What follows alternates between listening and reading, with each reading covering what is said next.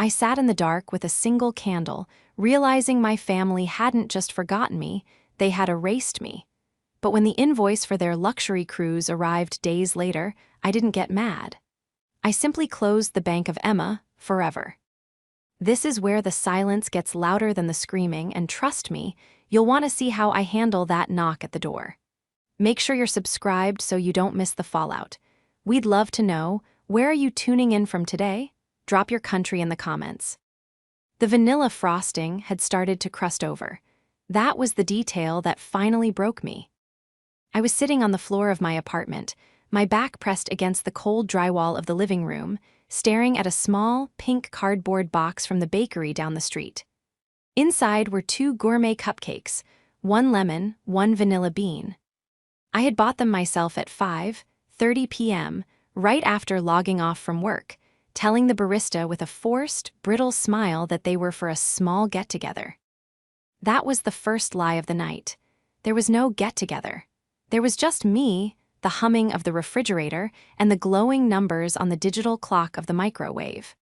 11:58 p.m. 2 minutes left. My phone lay on the floor next to my thigh, its screen dark. For the last 16 hours, I had treated it like a bomb that might detonate at any moment. I had checked it obsessively, practically vibrating with a pathetic, childish hope. Every time it buzzed with a spam email or a notification from a news app, my heart would leap into my throat, only to crash back down into my stomach when I saw it wasn't them. It wasn't Mom, it wasn't Dad, it wasn't my brother. I was turning 30. This wasn't just a Tuesday, it was a milestone. It was the decade where I was supposed to have it all figured out. And technically, on paper, I did.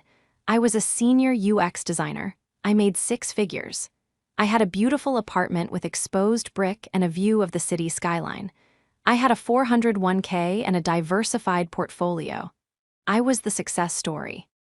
But as the microwave clock flickered to 11:59 p.m., I felt like a hollowed-out husk.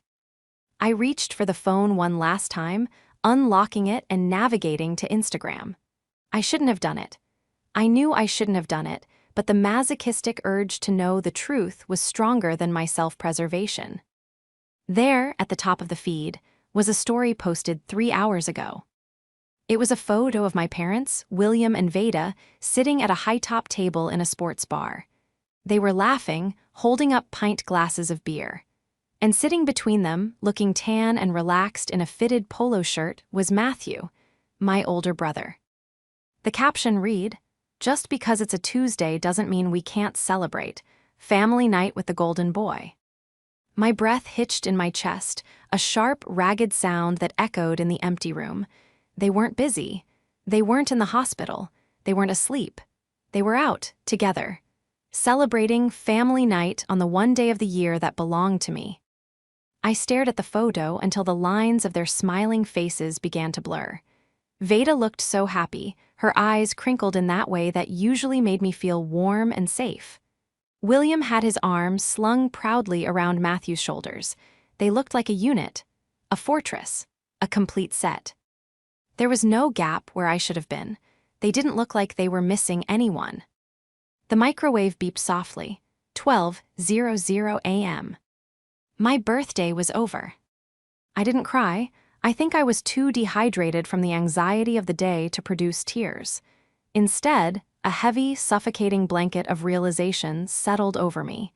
It wasn't just that they forgot. People forget dates. People get busy.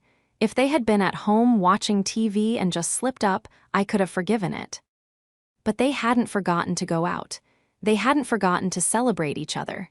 They had actively chosen to spend my birthday together, without me, and post about it. I looked at the crusty vanilla cupcake. I picked it up, peeled back the paper liner, and took a bite. It tasted like sugar and ash. I swallowed it down, feeling it scrape against my dry throat, and placed the wrapper back in the box. I was 30 years old, and I finally understood my role in this family. I wasn't a member, I was a utility. I was the person you called when the internet was down, or when the rent was late, or when you needed a loan that would never be repaid. But when it came time to laugh, when it came time to raise a glass, I didn't exist. The betrayal was worse than the loneliness.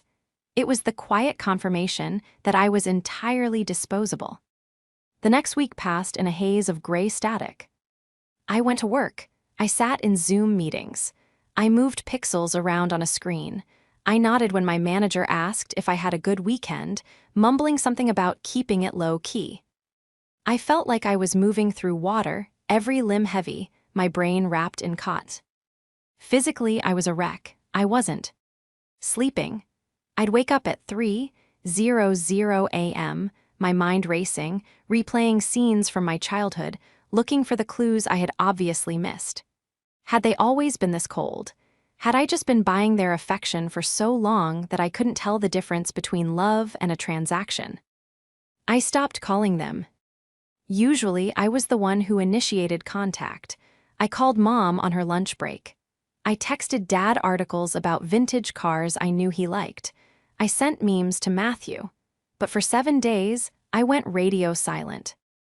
And for 7 days, my phone did not ring. It was a test, I realized. A test they were failing spectacularly, and they didn't even know they were taking it. Every hour of silence was another brick in the wall I was slowly, subconsciously building around myself. Then came Tuesday, exactly 1 week after my birthday. I was in the middle of a design sprint, sharing my screen with 3 other designers, when my desktop iMessage notification pinged in the top right corner. It was the Family Circle group chat. My heart hammered against my ribs. This is it, I thought. They realized. They saw the date. They're apologizing. I quickly stopped sharing my screen, muttering an apology about a sensitive notification, and clicked on the message. It wasn't an apology. It was a link. Specifically, a link to a Royal Caribbean cruise itinerary for a 7-night Western Mediterranean voyage. Then a message from Matthew. Boom, check this out. Family reunion cruise, dates are next month. I already talked to the travel agent, and we can get the deluxe ocean view suites if we book by Friday. Then a message from Bday. Oh, look at that blue water. It looks like heaven. Your father and I haven't been on a vacation in years. William chimed in, looks expensive, but worth it for the memories. I stared at the screen, my hands trembling. I scrolled up. The last message in the chat was from 2 weeks ago when I had sent a picture of a new plant I bought. No one had reacted to it. And now this. Then came the kicker. The message that made the bile rise in my throat. Matthew, so here's the breakdown. It's about $3,500 per person if we want the drink package and excursions, which we obviously do. Emma, I figured you've got Mom and Dad covered, right? Since you're the big shot with the corporate job now. I'll cover my own ticket, but things are a little tight with the business launch, so if you could front the deposit for everyone, I'll pay you back my share when my liquidity event hits in Q3. I read it 3 times. You've got Mom and Dad covered, right? Not happy belated birthday, not how are you, not we missed you. Just an invoice. I stood up from my desk and walked to the bathroom. I locked the door, knelt in front of the toilet, and dry heaved. My body was physically rejecting the audacity of it. It was a visceral reaction to being used. They wanted me to spend $10,500, plus Matthew's deposit, which I knew from experience I would never see again. That was nearly $14,000. They wanted a free vacation. They wanted the luxury, the ocean views, the unlimited drinks, and they wanted the invisible daughter to foot the bill. I washed my face with freezing cold water, staring at my reflection. I looked pale, dark circles under my eyes, but something was shifting behind my gaze. The sadness was evaporating, burned away by a white-hot flare of rage. I went back to my desk. I didn't reply immediately. I let the messages sit there. Bday added, Emma, did you see the link? It looks perfect. We really need this break, honey. Dad's back has been acting up. The manipulation was so clumsy, so transparent. Using my father's health, which was fine enough for beers at a sports bar a week ago, to guilt me into spending thousands of dollars. I looked at my banking app. I had the money. I had saved aggressively for a down payment on a house, a dream I had been nurturing for 5 years. They knew I had savings. They didn't know how much, but they knew I was comfortable. They treated me like a vault, assuming the combination would never change. But they had forgotten one crucial thing. I was the one who held the keys. To understand why this text message felt like a knife in the back, you have to understand the history of the Bank of Emma. It started when I was 22, right out of college. I landed my first junior design job. It wasn't amazing pay, but it was steady. That same month, William retired early. It wasn't a planned retirement. He just quit his job at the plant because he didn't like the new management. Bday called me, crying. They were short on the mortgage. Just this once, she said, just until the pension kicked in. I paid it $1,200. I ate instant ramen for 3 weeks to make up for it. Then it was the water heater. Then it was the car insurance. Then it was dental work. Over the last 8 years, just this once became a monthly subscription to their lifestyle. I had paid off their credit cards twice. I had bought them a new HVAC system. I had essentially subsidized their entire existence so they wouldn't have to downgrade their lifestyle. And then there was Matthew. Matthew, my brother, was 34 years old. He was charming, handsome, and utterly useless. He had never held a traditional job for more than 6 months. He was an entrepreneur. First, it was a dropshipping business. I loaned him $2,000 for inventory. The inventory never materialized, but he did get a new gaming PC. Then it was a crypto investment scheme. I refused to give him money for that one, and Bday didn't speak to me for a month, telling me I was stifling his potential and that I should support my brother's dreams. Currently, Matthew was an aspiring life coach. He posted inspirational quotes on Instagram and claimed he was building a high-ticket client base. In reality, he lived in the finished basement of my parents' house, a basement I had paid to have renovated 3 years ago so he could have his own space. Matthew was the antagonist of my life, but he was a subtle one. He didn't hit me, he drained me. He was a vampire with a smile. He knew exactly how to play our parents. He was the one physically present, the one who watched football with Dad and went shopping with Mom. He gave them his time, which they valued more than my money, even though my money was the only reason they had the freedom to enjoy that time. He controlled the narrative. To them, Matthew was the struggling genius who just needed a break. I was the cold, corporate machine who threw money at problems but wasn't warm like him. I looked back at the group chat. Matthew's request for $3,500 wasn't just greed, it was a power move. He wanted to be the hero who organized the family reunion, the one who brought everyone together for a glorious Mediterranean cruise. But he wanted me to pay for his glory. He wanted the credit without the cost. I could hear his voice in my head, that smooth, dismissive tone he always used when I asked about repayment. Come on, Em, don't be such a bean counter. We're family. Money is just energy, it flows in and out. It flowed out of me and into him. That was the only direction it ever moved. I thought about the last time I saw them, 2 months ago at Thanksgiving. I had driven 4 hours to get there. I brought 3 pies and a case of expensive wine. Matthew had walked in 20 minutes late, empty-handed, wearing a $200 hoodie I knew he couldn't afford. When we sat down for dinner, Bday had made a toast. To Matthew, she had said, beaming, for finally getting his website launched. We are so proud of your vision.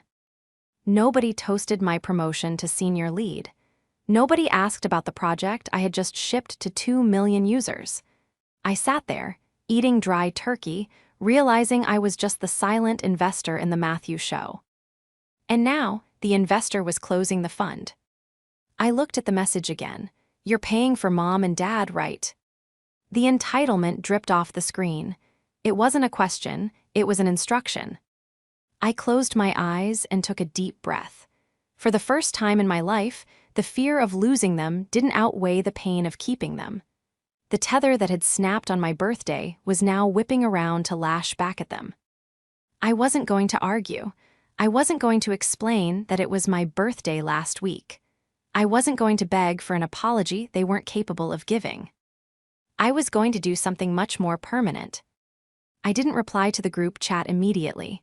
My thumb hovered over the keyboard, trembling slightly, not from fear, but from a sudden, overwhelming clarity. The old Emma would have typed out a soft excuse. The old Emma would have said, "I can't afford the whole thing right now, but maybe I can help with the deposit." The old Emma would have apologized for existing. But the old Emma died the moment she ate a stale cupcake alone in the dark, while her family toasted her absence on her own dime.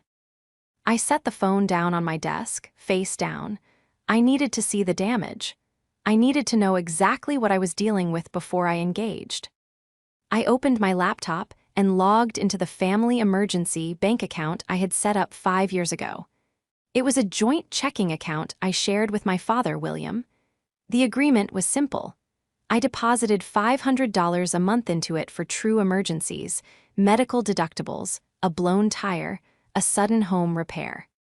They were supposed to ask before using it, but over time, they had stopped asking, and I had stopped checking the statements, blindly trusting that they wouldn't abuse the safety net I provided. I clicked on transaction history. The balance, which should have been around $6,000 based on my automatic deposits, was $42.18. I felt a cold flush spread from my neck to my cheeks. I clicked to expand the last 90 days of activity. January 14, DraftKings. $200 January 16, Liquor World. $85.50 January 20, ATM with Rawl Casino Floor. $400 January 22, GameStop. $65 January 24, Prestige Auto Detail. $150. My father didn't gamble. My father didn't play video games. And my father drove a beat-up 2014 Ford that he washed in the driveway with a hose. Matthew. I scrolled back further. It was a hemorrhage. Gas stations, snacks, vape shops, online subscriptions to premium sports channels. It was a steady stream of my hard-earned money flowing directly into Matthew's pockets, disguised as family expenses. My parents had given him the debit card.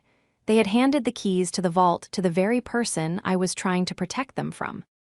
Then I saw it, the transaction that made the room spin. Tuesday, January 23, the Rusty Anchor Bar and Grill. $184.50. The date of my birthday. I clicked on the transaction details. It was timestamped 8:42 p.m. They hadn't just gone out without me. They hadn't just ignored my existence. I had paid for the celebration. I had paid for the beer they drank. I had paid for the wings they ate. I had paid for the very meal where they took that photo, smiling and laughing about family night, while I sat alone wondering what was wrong with me. A sound escaped my throat, a harsh, jagged laugh that sounded like glass breaking. It was absurd. It was almost impressive in its cruelty. They used the daughter they ignored to fund the celebration of the son who contributed nothing. I opened a new tab. I logged into the credit card portal for the authorized user card I gave my mother, Veda, for groceries only. Pending, Royal Caribbean hold $500. They hadn't waited for my reply. They had already tried to book the cruise using the emergency card. It was only pending because it had triggered a fraud alert I hadn't seen yet in my email spam folder. I wasn't a daughter to them. I wasn't a person. I was a resource. I was a walking, talking line of credit with a heartbeat, and like any resource that had been overmined, I was tapped out. I didn't scream. I didn't cry. I went into senior UX designer mode. I approached this like a broken system architecture that needed to be decommissioned. Step 1, the screenshot. I took a screenshot of the Rusty Anchor transaction. I circled the date and the amount in bright red. Step 2, the shutdown. I called the bank. I navigated the automated menu with robotic precision until I got a human representative. I need to close a joint account immediately due to unauthorized use, I told the operator, my voice steady and flat. Certainly, ma'am, we can freeze it. No, close it. Transfer the remaining $42.18 to my personal savings and shut it down completely. Cancel all associated debit cards. Next, the credit card. I reported the card ending in 4598, my mother's card, as lost, stolen, and requested the account be terminated, not reissued. Next, the phone plan. I logged into Verizon. There were 4 lines. I selected 3 of them, William, Veda, Matthew, and clicked Suspend Service. Then, I initiated a transfer of liability request to my father's email address. They had 24 hours to assume the payments, or the lines would be permanently disconnected. Finally, the streaming services. Netflix, Hulu, Spotify Family Plan, password change, password change, password change. Log out of all devices. It took me 45 minutes to dismantle the financial infrastructure that had supported them for a decade. When I was done, I felt lighter, as if I had physically shed 100 pounds of dead weight. I picked up my phone. The group chat was still waiting. Matthew, hello, Earth to Emma, don't leave us hanging, the deal expires soon. I opened the image gallery. I selected the screenshot of the bar tab from my birthday. I typed 2 words, account closed. I hit send. Then before the read receipts could even populate, I went to the group settings. Block contact, Matthew, block contact, Mom, block contact, Dad. I didn't stop there. I went to social media. Facebook blocked. Instagram blocked. I locked my front door, engaged the deadbolt, and for the first time in a week I exhaled. The silence lasted exactly 12 minutes. That was how long it took for them to realize that account closed wasn't a metaphor. My phone, despite the blocks, started showing blocked call notifications in the voicemail log. First 1, then 3, then 10. The sheer volume of attempts was staggering. In 12 minutes, they had tried to contact me more times than they had in the entire previous year. But I had forgotten one loophole: email. My inbox pinged. It was Veda. Subject, emergency, CARDS not working, Emma, honey, something is wrong. I tried to buy gas and the card was declined. Your father is at the pharmacy and his card isn't working either. We are trying to call you, but it goes straight to voicemail. Please call us back immediately. Dad needs his blood pressure medication. I stared at the screen. The manipulation was instant. Dad needs his medi. Cation, not why did you send that screenshot? Not we are sorry. But an immediate pivot to a life-or-death crisis to force my hand. I knew for a fact that the pharmacy they used had a pay-later option for seniors, and that the copay was only $15. William had $40 cash in his wallet at all times. It was a quirk of his. He could pay for it. This was a test of compliance. I didn't reply. 20 minutes later, an email from Matthew. Subject, WTF, you're acting like a child, you block us. Really? Because we asked for a vacation? Mom is crying in the kitchen, you need to grow up and talk to us. Also, that bar tab wasn't what you think. I treated them for your birthday because you weren't there. I was doing a nice thing. Unblock me. The gaslighting was breathtaking. I treated them for your birthday, as if using my money to buy them beer while I sat alone was an act of charity toward me. I realized then that silence wasn't enough. They were creating a narrative where I was the villain, the unstable, cruel daughter punishing her elderly parents. If I stayed silent, Matthew would spin this until I looked like a monster. I needed to go on the record. I opened a new email draft. I addressed it to all 3 of them. To William, Veda, Matthew. Subject, clarification of financial termination. I am writing this to ensure there is no confusion regarding my previous message. Effective immediately, I have closed the joint checking account ending in 8890. I have canceled the credit card ending in 4598. I have suspended your phone lines and removed you from all shared digital subscriptions. Regarding Matthew's claim that he treated you for my birthday, the transaction record shows that card 8890, funded exclusively by my payroll deposits, paid the bill. I paid $184.50 to be excluded from my own 30th birthday. That was the final expense I will ever cover for this family. Do not come to my apartment. Do not call my work. If you attempt to contact me, I will consider it harassment. You have relied on my financial support for 8 years. As of today, you are on your own. Emma. I hit send. I sat back, my heart pounding a frantic rhythm against my ribs. It felt dangerous. Saying no to people who are accustomed to hearing yes is a revolutionary act, and revolutions are always messy. The backlash was immediate and nuclear. My work email, which they should not have used, pinged. From Matthew to Emma, work CC. My boss's public email subject: urgent family matter. Emma, please call home. Mom is worried about your mental state. You're acting erratically and we're concerned you might be having a breakdown. We just want to help. He had copied my boss. My blood ran cold. This was war. Matthew knew exactly what he was doing. He was trying to discredit me professionally. If I was unstable, then my cutting them off wasn't a rational decision. It was a symptom of mental illness. It was a strategy to undermine my agency so they could swoop in and manage my assets again. I walked into my kitchen and poured a glass of water, my hands shaking uncontrollably now. I had to get ahead of this. I forwarded Matthew's email to my personal HR representative, along with a brief, professional note. Please be advised that I am currently navigating a difficult family estrangement. My brother is attempting to use my workplace as a means of harassment. I am safe and healthy, but please disregard any further communications from him. Then, I did something I should have done years ago. I pulled up the folder on my hard drive labeled scans.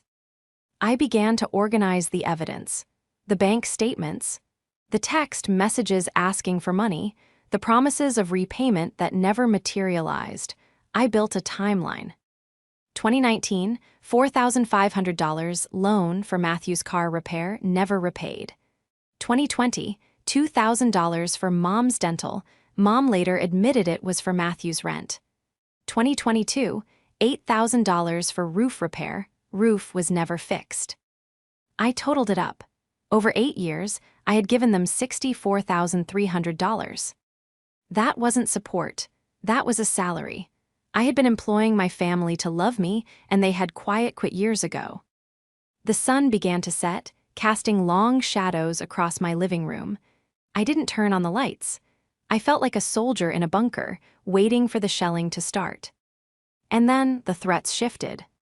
A text from an unknown number, likely a burner app Matthew used. You think you can just cut us off? You think you're better than us?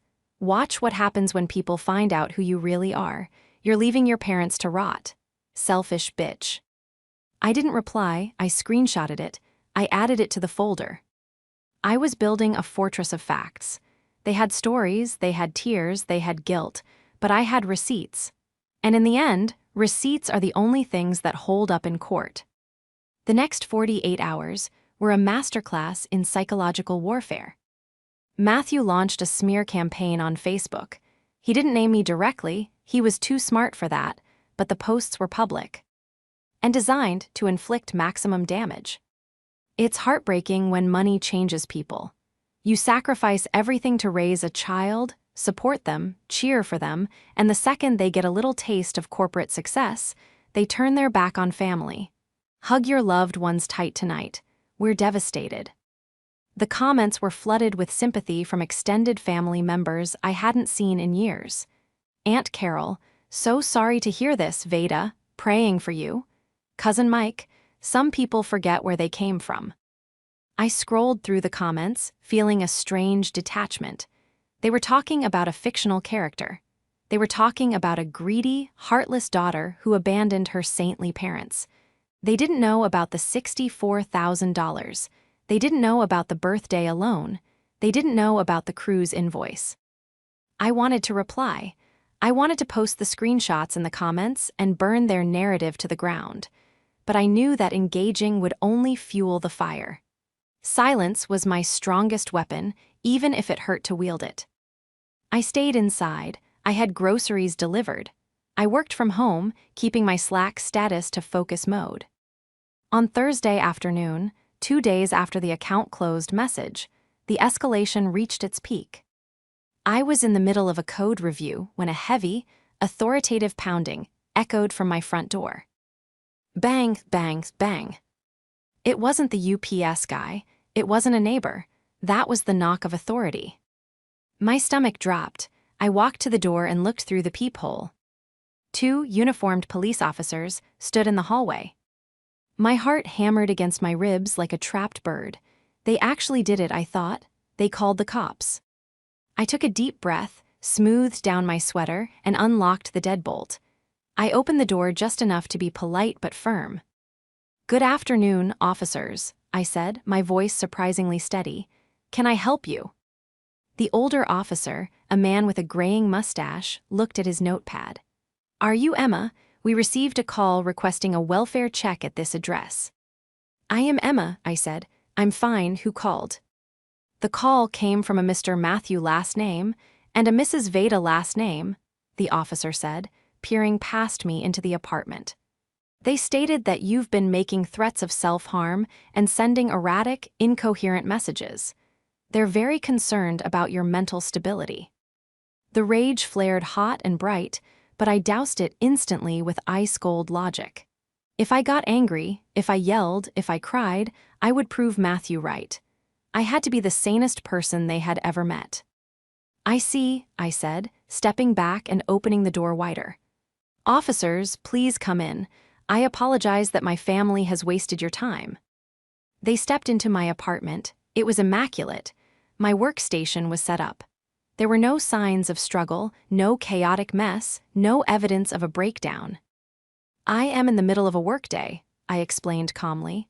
"I am a senior UX designer. I am currently perfectly healthy." I walked over to my laptop. The reality, officers, is that 2 days ago, I stopped paying my adult brother's bills. I cut off their financial access after years of abuse. This welfare check is not about my safety. It is a retaliation tactic to intimidate me into reopening my wallet. I picked up the folder of printed screenshots I had prepared, almost as if I had known this moment would come. "Here," I said, handing the file to the older officer. "This is the email I sent them calmly explaining the financial cutoff. These are the threatening texts my brother sent me yesterday, and here is the email he sent to my boss trying to get me fired."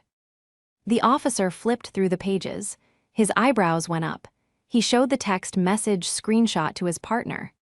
"He said you were sending gibberish," the partner noted. "This looks like a bank statement." "Exactly," I said. "They equate me saying no with insanity." The older officer closed the folder and handed it back to me. His demeanor softened instantly. He looked tired. He had probably seen this dynamic 100 times before, weaponized concern used by manipulative relatives. "I'm sorry to disturb you, ma'am," he said, his tone respectful. "You appear to be in no distress.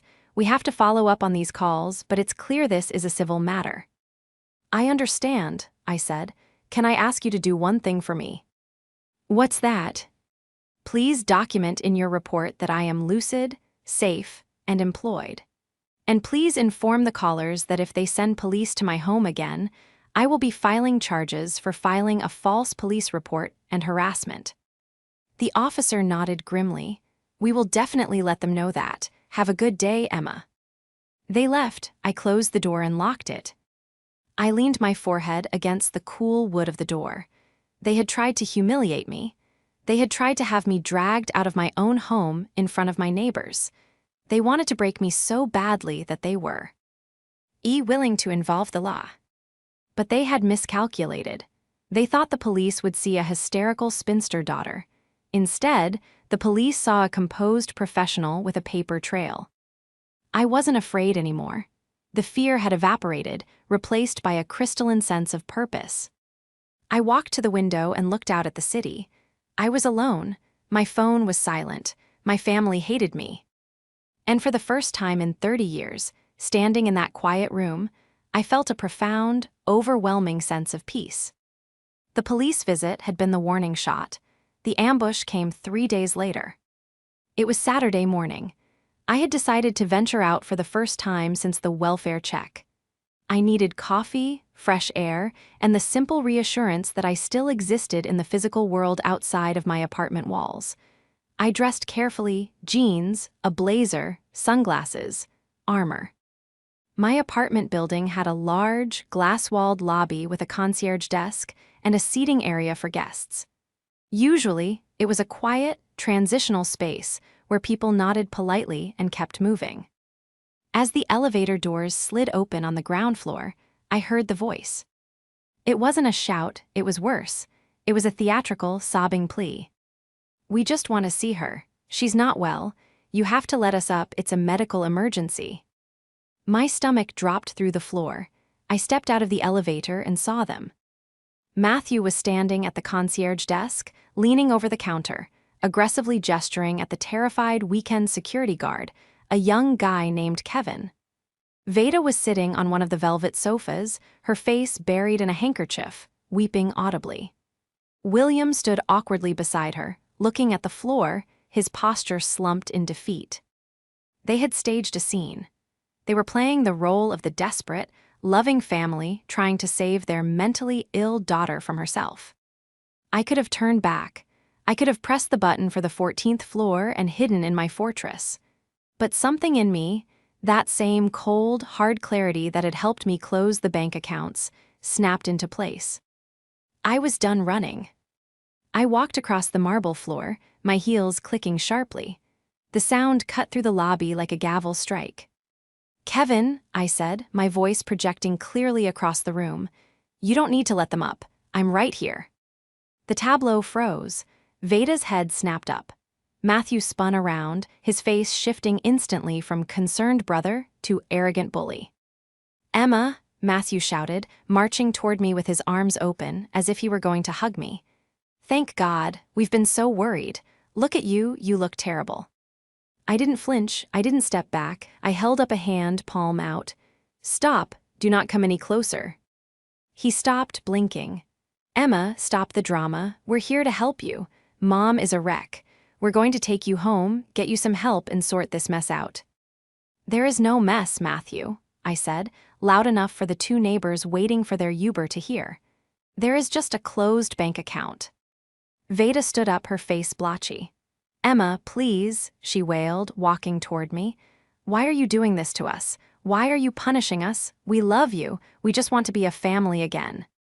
"You want a family cruise, Mom," I said, my voice trembling slightly but gaining strength.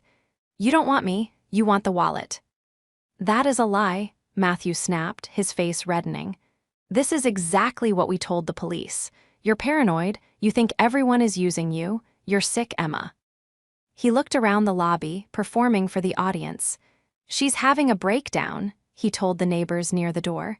"She's delusional." "Am I?" I reached into my bag. I didn't pull out a weapon. I pulled out the file. The same file I had shown the police, but updated. "Kevin," I said to the guard, "please call the police non-emergency line again.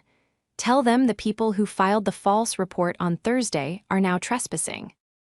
"You wouldn't," William said, speaking for the first time. His voice was hoarse. "Emma, we are your parents." "Then start acting like it?" I screamed. The sound tore out of my throat, raw and agonizing. The composure cracked, just for a second, revealing the 30 years of pain underneath. Parents don't forget their child's 30th birthday to go drinking with their brother. Parents don't invoice their daughter for $14,000 for a vacation she wasn't invited to. The lobby went dead silent. The neighbors stopped looking at their phones. I turned to Bday. "You want to know why I'm paranoid? Here." I threw the papers onto the low coffee table between us. They fanned out, bank statements, highlighted in neon yellow. "January 23rd, I pointed, my finger shaking. "My birthday. You spent $184.50 at the Rusty Anchor. You posted a photo about family night. And you paid for it with my debit card, the card I gave you for groceries. You bought Matthew's beer with the money I worked for while I sat alone in my apartment." Bday looked down at the paper. She saw the date. She saw the amount. She saw the signature on the receipt, Matthew. He told us, Veda whispered, looking up at Matthew. He told us he paid. He said he had a good month with his clients. He has no clients, Mom, I shouted. He has me. I am the client. I have been paying his rent, his car insurance, his business expenses for 8 years. I paid for the roof. I paid for the water heater. And the second I stopped, the second I closed the tap, he called the police and told them I was crazy. I turned to Matthew. He looked cornered. His slick, confident mask was slipping, revealing the panic of a parasite losing its host. You're lying, he spat. She's doctoring the papers, she's. It's over, Matthew, I said, my voice dropping to a deadly calm. I have the fraud alerts. I have the police report from Thursday. And now I have witnesses. I gestured to the concierge and the neighbors. If you do not leave this building in 30 seconds, I will have you arrested for harassment and trespassing. And I will sue you for the $64,000 you stole from me. I have the receipts for every cent. Matthew looked at William. Dad, tell her to shut up. Tell her she's crazy.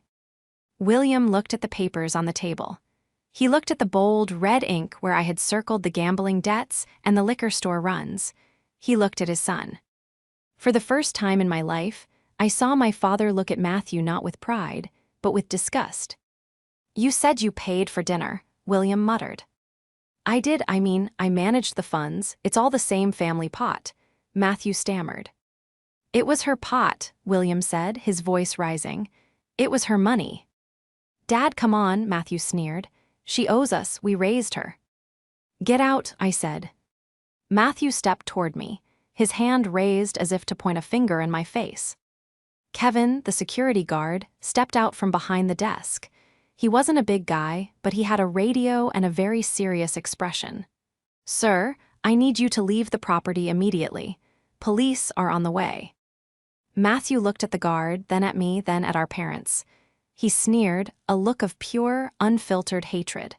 Fine, keep your money. You're going to die alone, Emma. Nobody likes you.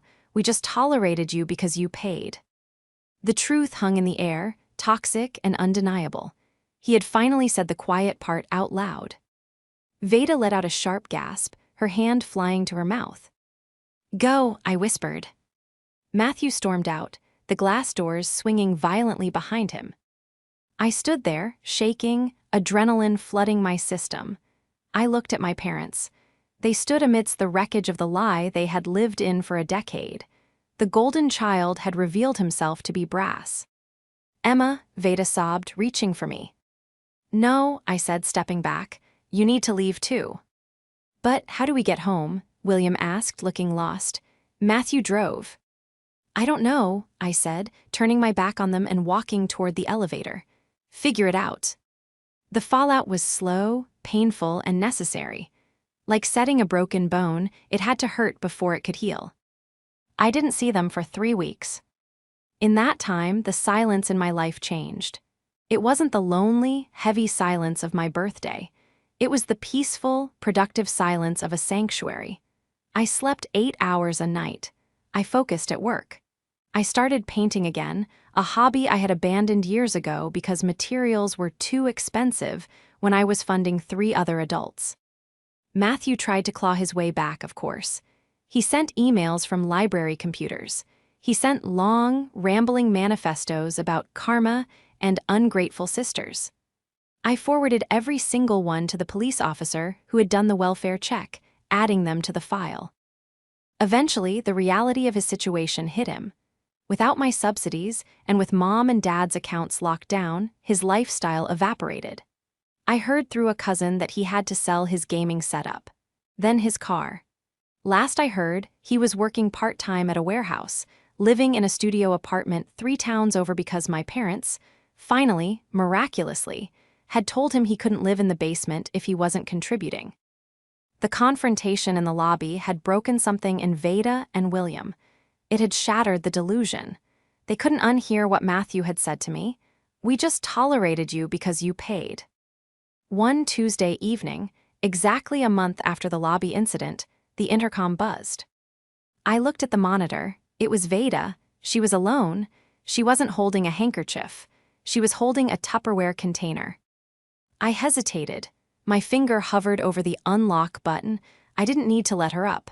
I didn't need anything from them ever again. I was free. But I pressed the button. When I opened my apartment door, she looked smaller than I remembered. Older. The stress of the last month had etched deep lines into her face. She stood in the hallway, clutching the plastic container like a lifeline. "I made lasagna," she said quietly. "Vegetarian, the way you like it, with the spinach." I looked at the container. "I don't need food, Mom." "I know," she said. She looked down at her shoes. "I know you don't need anything from us. That's what I finally realized." She took a breath, looking up at me with watery eyes. "I went to the bank, Emma. I had them print out everything, for the last 5 years." I leaned against the doorframe, crossing my arms. And I threw up," she said bluntly. "I sat in the parking lot and I threw up. I saw the transfers. I saw the dates. I saw the times you told me you were eating rice and beans to save money, and the same week Matthew spent $300 on sneakers." She started to cry, but it wasn't the performative wailing from the lobby. It was a quiet, ashamed weeping. "We let him do it," she whispered. "We liked that he was home. We liked that he was fun, and we used you. We used you, Emma, because you were the strong one, because you never said no. We punished you for being responsible." She placed the lasagna on the small table by my entry.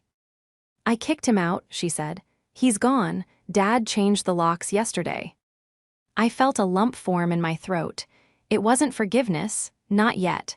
Forgiveness is a landscape you have to travel across, not a door you just walk through. But it was validation. It was the truth. "Why didn't you call me on my birthday?" I asked, the question that had started it all. Bday flinched. Matthew said you were working. He said he texted you and you said you were too busy for us. He said, let's just go out, she doesn't want to be bothered." "And you believed him." "It was easier to believe him," she admitted, her voice breaking. "Because if we believed him, we didn't have to feel guilty about having fun without you." She looked at me, her eyes pleading. "I am so sorry, Emma. I don't expect you to open the accounts again. I don't want your money. Dad got a part-time job at the hardware store. We're going to figure it out. I wanted you to know that I see you now. I see what we did." I looked at this woman who had failed me so profoundly, but who was now standing in my hallway, stripped of her delusions, trying to hand me a lasagna. I didn't hug her. I wasn't ready for that. The scars were too fresh. "Thank you for the lasagna," I said softly. Bday nodded, wiping her face. Okay. She stepped back. "Happy birthday, Emma. I know it's late, but happy birthday." "Good night, Mom," I said. She got on the elevator and left. I took the lasagna into my kitchen. I sat down at my island, alone in the quiet apartment. I didn't turn on the TV. I didn't look at my phone. I realized then that I hadn't lost my family. I had lost the parasites. What remained, my parents, flawed and broken as they were, was something real. We were starting over from zero. No money, no transactions, just truth. I took a bite of the lasagna. It was cold, but it tasted better than that cupcake ever had. I was 30 years old. My bank account was full. My apartment was peaceful. And for the first time, I wasn't waiting for the phone to ring. I was just living.